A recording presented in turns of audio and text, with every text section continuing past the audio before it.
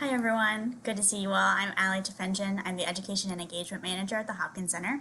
And thanks so much for joining us for day 2 of Kids Books with Christopher Myers, stories of love, hope, and justice, where we're going to be thinking about how we can, through children's literature, help to build more just and equitable realities for not just young people, but for our world at large. So I'm really excited to have Christopher Myers here, who really lives and breathes that in his work and in who he is as a person. And Christopher is an author, an illustrator, a fine artist, a clothing designer. There are probably a couple more words that I could throw in there. And he's also the son of acclaimed author Walter Dean Myers, who he's collaborated with on some books. And his books are award winning and incredible. He's won multiple Caldecott honors as well as Coretta Scott King honors for his books and illustrations. So we're super thrilled to have him here for this series. So in a second, Chris is going to be joining us to read Jabberwocky, which is an illustrated poem of Lewis Carroll's Jabberwocky, and he'll talk a little bit more about that. And we're also going to have an opportunity to ask Chris some questions, some of which we've planned beforehand, and also some that you can ask him in the live chat off to the side. So as he's reading, if you have questions for him about the book, about his work, about him, you're free to put those in the chat, and we'll get to as many of those questions as we can. So I'm going to welcome Chris. Hi, Chris. Hey, Ali, how are you? What's going on, y'all? I'm excited to share with you this book that I published a number of years back. Um, why I love this book, why I loved making this book, was because oftentimes I'm interested in general in the idea that there are a lot of stories in the world that have yet to be told. So often there are stories that are being ignored. There are communities that are being marginalized in the story kind of universe. That being said, people often would ask me, well, what place do I think that the classics have? And my answer was that I love all stories. And I really am interested in the classics as well as the stories that have yet to be told. And in fact, even within the classics, I'm interested in the idea that there are ways of reimagining, of thinking about these stories so as to include me, which is what I did as a little kid. When I read the stories of Lewis Carroll or Maurice Sendak or Madeleine L'Engle, all of these authors spoke to me. And I imagined that the protagonists were kids like me, were urban kids, were Black kids, were hanging out and thinking about the same sorts of things I was thinking about. And then were thrust into these wild and fascinating worlds. So this is my reimagining of a story that I was raised with, of a poem that so many of us are familiar with, but I wanted to kind of render it unfamiliar, to ask what more could this story do? And this is my take on what one can do with a classic. How can one take classics and reimagine them in new ways, bring them to new audiences, bring ourselves to them more? So, without further ado, this is my version of Lewis Carroll's The Jabberwocky, as titled there. Remember, it was 1986, or maybe it was 1987. All I know is that it was brillig in the slithy toes. They were gyring and gimbling in the wave. All mimsy was the borogroves, and the mum rats, as I remember it, were outgrabe. Beware the Jabberwock, my son. That's what they said. They were like, beware the Jabberwock, my son. The jaws that bite and the claws that catch. He had claw. It was huge. These claws. Beware the Jub bird and shun the frumious Bandersnatch. There was these two guys on my block. It was Jub Jones and Frumious Jackson. We needed like none of them. He took his vorpal sword in hand. Long time the Manx's own foe he sought. So rested he by the tum-tum tree and stood a while and thought. He was thinking. for a while. And as in uffish thought he stood, the Jabberwock, which he had been told to beware earlier, with eyes of flame, came whiffling through the tulgey wood and burbled as it came, just burbling along. He saw him, he called him out in his face. He said, "In your face, Jabberwock. 1, 2, 1, 2. And through and through. The vorpal blade went snick-a-snack, swish. He left it dead, and with his head he went galumphing back. And hast thou slain the Jabberwock? Come to my arms, my beamish boy. O frabjous day, Callooh Callay, he chortled in his joy. That's when it all went back, because it was 'twas brillig in the slithy toes, the gyre and gimble in the wabe. All mimsy was the Borogroves, and the Momraths our grave. So that's my version of the Jabberwock. It has a lot to do with where I grew up and how I grew up, the sports I played, the things I love to do, and the people who were around me. When I first heard the Jabberwock, that's what I imagined. The Jabberwock on a basketball court, the Vorpal Sword being the Vorpal Swords 2000, the kind of sneaker that we all loved. And that's how you make one of the classics your own. Thank you. Yeah. Thank you so much, Chris. It was awesome to hear your resonant voice reading that, and also because the poem has such a rhythm and a meter to it already, but then the way that lands with different voices is just really cool. So it was awesome.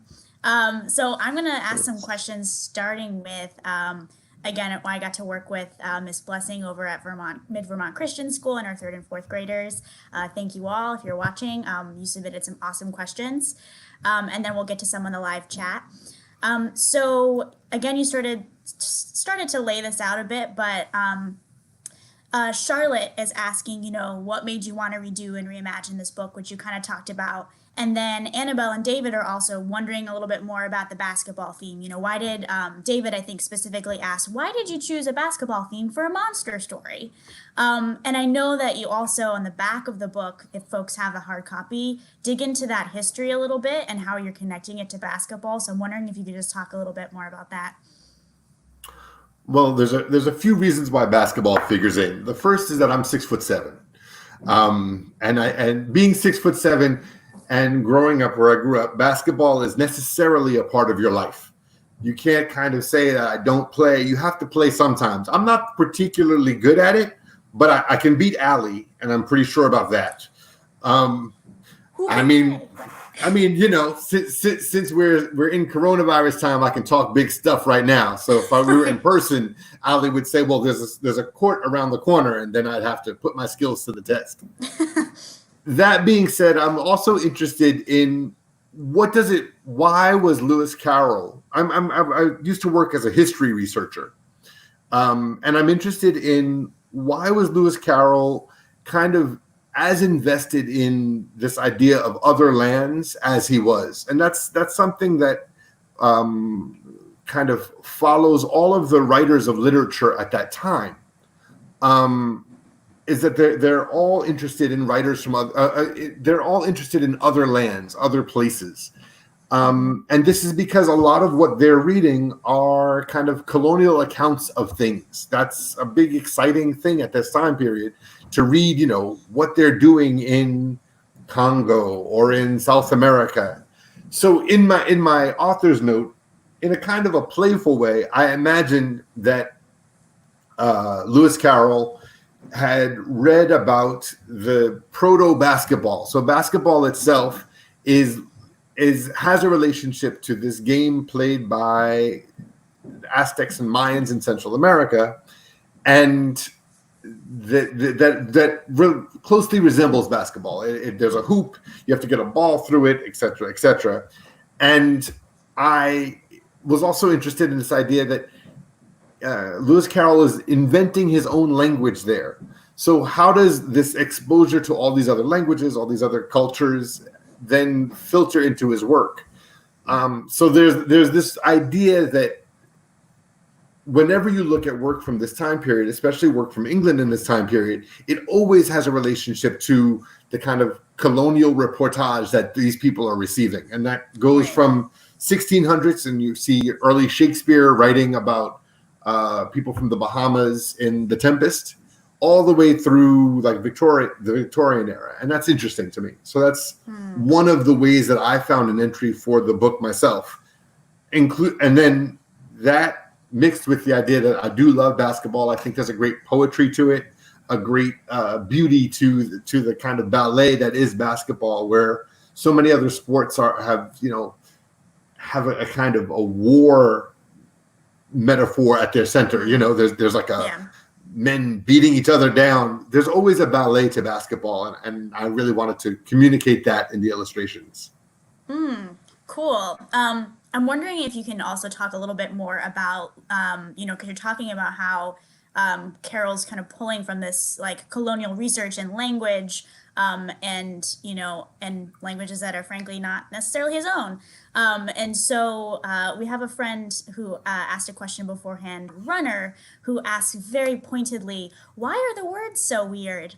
Which I think is just a great way to ask that question. But especially I noticed in the illustrations, the way that you actually use color to highlight certain words. And I know that on the back of your book, you also talk a little bit more about kind of the Nahuatl possible origins of some of those gibberish words. So yeah, if you could just talk a little bit more about the word itself, and also how you sort of even coded them with your color and illustration. Right. Well, one of the things that's also interesting about Victorian era England is that English is much more flexible, and imagined to be much more flexible than it is today, which is fascinating to me. There's this idea that we receive English and that there are standards, and that somehow these things are never changing, that there are never new words being created every day. And Victorian England was a hotbed of this kind of creation of new language. And this creation of new language came from, as I said before, the colonial experience, the amount of information that was being pumped into England from all of the other kind of colonial outposts and explorers, everything. And one of the things about Victorian England that's fascinating is the ways in which the common man has this relationship to the colonial. And I don't know who the audience is, y'all, but and bear with me. But when you see things that are quintessentially English, you think of things like tea.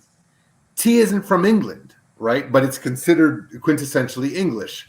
At that time, there was also this like grand trade in feathers, right? So everybody who had like a feather in their hat, those feathers came from South America, from like feather hunters, and there were orchid hunters, and there were all these people who were going all around the world and bringing back cultural information to England. Now, they may not have been bringing it back in the most kind of respectful, loving way, but that doesn't take it away from the fact that England becomes a crossroad of cultures. Mm-hmm. And whenever you have a crossroad of cultures, you have a flexibility with language, and you have new slang being made up, and you have new ways of thinking language being made up. And so in this hotbed of language, great writers like Lewis Carroll, they take joy in the flexibility of language. And so you see a lot of nonsense writers coming out of this time. Everyone from Lear to Lewis Carroll, people are busy writing the newness of their existence into language. And I particularly like this because I like whenever anyone is flexible with language. I like the idea of slang as being a flexibility with language that will, 100 years from now be enshrined as being classic. And that's what I think is fascinating, is the way that this kind of playfulness with language becomes enshrined. And that's sort of central to why I wanted to play with this book. Yeah, and then especially like even hearing you read it, like the fact that I don't know when the poem was initially written. Was it the 16th century? No, Uh, 18, I can find out, but it's 18 something. yeah, yeah. I was like 16th century. That's way too early. But yeah, just the way that we're still able to like understand kind of contextually. It's gibberish, but we still know what it means, and we still kind of understand the code that it's working from. And then that's still landing differently from like if I'm reading it, if you're reading it, which is really Right. really cool. It's Um, 1871, 1871. which again, I really enjoy the idea that here's a poem from 1871 that still entertains and is alive for us. And that flexibility with language is what makes it entertaining and alive for us, I believe. Yeah. I want to ask one more question from Miss Blessing's class, and then I think we can pop over to the Mm-hmm. chat because I see a couple of things. Daniel is asking, how did you come up with a Jabberwock in your version? And I think Daniel is referring maybe to the illustration. And I noticed a Jabberwock has a lot of fingers. So what you were thinking about when you were illustrating the Jabberwock itself? Well, again, as I said, I'm tall. And when I play ball, I'm what is classically known as a hack. I will foul you to death. That is what my friends, how my friends identify me as a hack. And so, in some ways, I think I identify with the Jabberwock. So when I thought of the Jabberwock, I wanted someone who was impossibly tall and somehow a little bit other. And so the way I did that was I added a bunch of fingers, because if you've ever been on the court with me or like with anyone who can palm a ball, my hands are pretty big. And that sense of like being dwarfing the ball was exciting to me. We've all had that moment when we've like stepped out onto a basketball court or joined any kind of athletic endeavor and seen the other team and been like, oh my goodness, that's who I have to play. Yeah. I wanted this book to sort of embody that moment of, oh my goodness, he's as tall as the basket. He's got 17 fingers and his eyes are on fire. So that's really where I came from, where I came up with who this monster of a basketball player was. Nice. Now I'm just gonna always think of you now. It'll be like the Jabberwock is Christopher Myers. So, a much friendlier version. So I want to pull a question. Let's take a look at our chat and make sure we get some of these questions. A question from Margaret. Margaret asks, we love the artwork so much. How long have you been studying art, and what's your favorite? That's interesting. I wanted to go to art school for college, but my father, who was a writer, was like, you know what, you can be an artist without going to art school. So I ended up, I went to Brown. I had like a liberal arts degree in semiotics, like art theory stuff. But I've always drawn and I've always painted.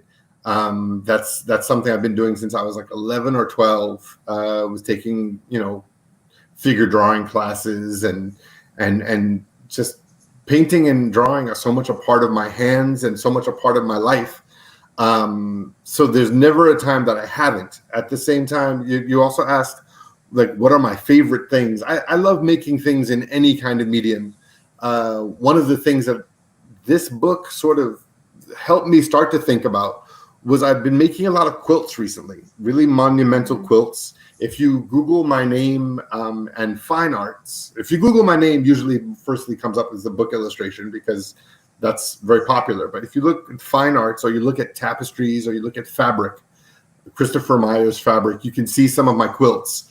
And they very much relate to the drawing style that I used in Jabberwocky, which is based really loosely on a kind of flag that they make in Ghana called Asafo flags, ASAFO. And I started looking at the way that those people depicted figures and told stories in these two-dimensional planes. I was really interested in that, and that's sort of one of the inspirations for how the illustrations look in Jabberwocky. Awesome. Well, the last question I would love to end on, I'm just making sure, I think we've covered the ones in the chat so far. Just the thing that really sticks out to me about this book in particular and what you've done with it again is asking like, how do we know what we know? And again, I know we have various folks in the audience, so I can get a little heady too. So bear with me. But just this, like, you know, you were studying Lewis Carroll, you were seeing, these words come up, and you're like, I think there's something more here. I'm going to ask, how do we know what these words mean or where they came from? And I think that's really important. I think just to continue to think about when we're figuring out, how to be information bearers and information sharers, how young people, are in school and getting information filtered through lots of different sources. So I just would love if you could talk a little bit about kind of what you think about that question of why it's important to always be asking how we know what we know. I hear you. That's super exciting. One of the things that I think is a central issue for me whenever we think about history, whenever we think about current events, whenever we think about culture, is to realize that everyone is at the intersection of a bunch of knowledge bases. What I mean by that is when you think of someone like Lewis Carroll, you understand that, he was a literary type guy, but he was also in Victorian England, and he was also interested in sciences, and he was also interested in photography, and there's all these things that are going through Lewis Carroll's mind when he writes. But so often we want to narrow down the spheres that we assume everyone's an expert in, right? So we want to say Lewis Carroll is a literary person from England, and that's all that he could have known. But what we have found over years and years of research is that nobody comes through in a direct way. Nobody's story, and this relates to tomorrow's story, nobody's story is linear. Everybody lives at the intersection of a bunch of circles of knowledge. And those circles of knowledge necessarily influence each other and influence our understandings of the world. That being said, I think an interesting exercise for young people is to ask themselves, what are the circles of knowledge that they inhabit? So, for example, you participate in the news, you've heard about the news, whatever the news is. Your parents tell you things, your teachers tell you things, you hear things from your friends, you have access to the internet. Those are all circles of knowledge that you participate in. So that's an interesting idea to start to identify what are those circles of knowledge? What are the things that you know about the world, and how do you find out about those things? How did you find out about whatever, from the coronavirus to Lewis Carroll? Talk to yourself about how you receive that knowledge, as much as being able to identify what that knowledge is. And I think that it's always useful. And then after you do that, ask yourself, how did the people that you received the knowledge from, how did they receive the knowledge? So, like, if you heard something on the news, or if you got something from your parents, where did they hear it from? Track that down as much as you track down the knowledge itself. Yeah. I'm Okay. gonna do that even better than I already try to do that. Yeah, because it's so important. Well, thank you so much, Chris. It's such a pleasure. Thank you so much, Allie. It's good talk. This is a good thing. I like keeping this up. This is good. I'm glad we're going to do it again tomorrow. Yay! Yep. So we'll see you tomorrow. Thank you. Bye, y'all. Bye. So yep, we are gonna be, not we, Chris is gonna be reading We Are America tomorrow, same time, 1 p.m. on our YouTube Live. This is a book that was authored by his father, Walter Dean Myers, and then which Chris illustrated. It's an absolutely stunning book, and I think a really great note to end on in this series. So we hope that you'll join us for that. But in the meantime, stay safe, stay well, and see you later.